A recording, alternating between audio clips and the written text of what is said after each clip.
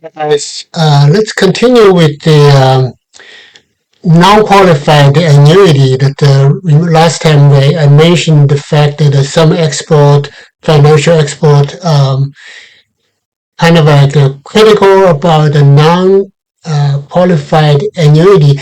Basically, if you hear the word qualified versus non-qualified, qualified means that the tax favored, tax advantaged.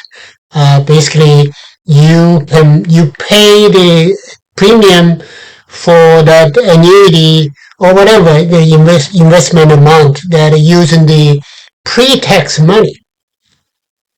Unqualified, non-qualified means that no, you pay that premium, you pay that investment using the money after you paid Uncle Sam the tax amount, and then that's the difference.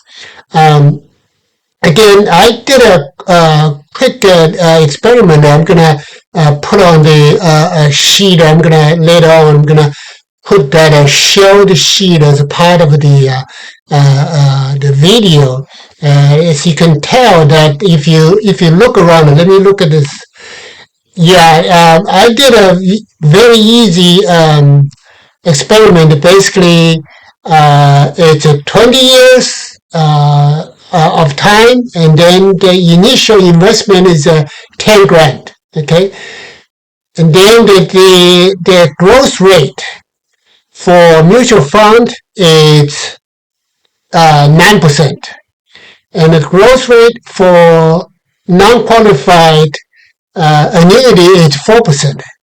So I figure that annuity is like 3 to 5%. I picked the one in the middle, so I think it's a pretty realistic scenario. Okay, of course, in reality, that mutual fund does not stay the same. You can't say, okay, mutual fund is like this year is 9% and next year is 9%. No, that's unlikely the case. That each year may have some fluctuation, but you have to some kind of a cut the corner somewhere, right? In order to make a point, in order to see the what's coming up. So that's what my choice. And then after 20 years, one thing that's very important to notice about annuity and the mutual fund is that mutual fund, as I said it earlier, that the mutual fund, you have to pay Uncle Sam taxes. Capital gain taxes, okay? It's not, the tax rate is lower than income taxes. We all know that capital gain is usually capped at 20%. Unless it's a short term, right? If it's a short term, less than 1 year, you trade a lot, you take money in, take money out, and then the Uncle Sam will treat that as the same category of income taxes. But otherwise, if you stay long enough after 1 year, and then you can, they only charge you like up to 20%.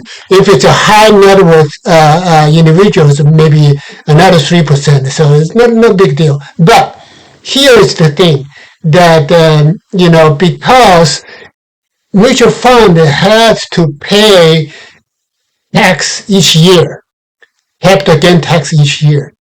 So that, like I said last time, it's acting like a leaking bathtub, and then so that suffers a little bit. Okay. Mutual fund, non-qualified annuity, on the other hand, has a tax advantage because tax default means that you don't pay tax until when you're ready to take money out. That makes a difference because why? If you see the spreadsheet, you see that it's different because year after year your capital gain and will stay there and then getting a compound. So we have something called the power of compounding. Okay, and then that makes a big difference. That's why, even though if you think about it, if you only look at the growth rate, we're talking about a 9% of mutual fund versus a 4% of annuity. You would say, okay, the growth the growth, the gain or the growth or the return should be like more than double because 9% versus 4%.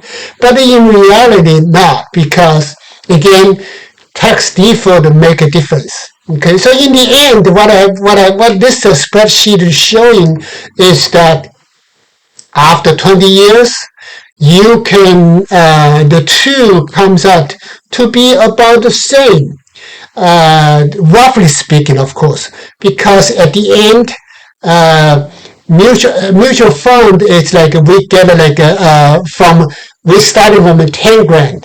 We end after 20 years we ended up like 40 grand. Okay, but on the other hand, annuity we started from 10 grand. 20 years later we ended up like 33 grand.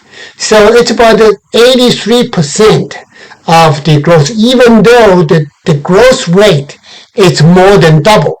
It's 9% versus 4%. So that's what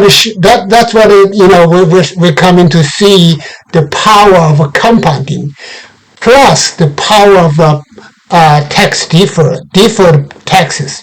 So these two combined together make it pretty good impression. Okay, so how much do you pay? How much tax do you pay? It's interesting that because mutual funds, you pay tax year after year, year after year. So after 20 years, the total tax paid, it's about $7,500. But for the mutual fund, because it doesn't it doesn't pay the tax year after year. So at the time after 20 years, you pay, assume you take the money lump sum. Okay, you take the money in one shot, and then Anchor will charge you money. So that depends on how much tax money you pay for the annuity. It depends on which, because it's income tax bracket. So it depends on which income tax bracket you belong to. So my little simulation shows that until you belong to 35%, we all know that the federal tax bracket is like starting from 10%, 12%, and then 22%, and 24%, 32%, 35%, 37%. The top is 37%. But interestingly, that my little simulation shows that not until you belong to 35% of tax bracket, then you will end up paying more taxes. Otherwise, no, you don't pay that much taxes. So that, I think, it's interesting simulation. And let's just stop here.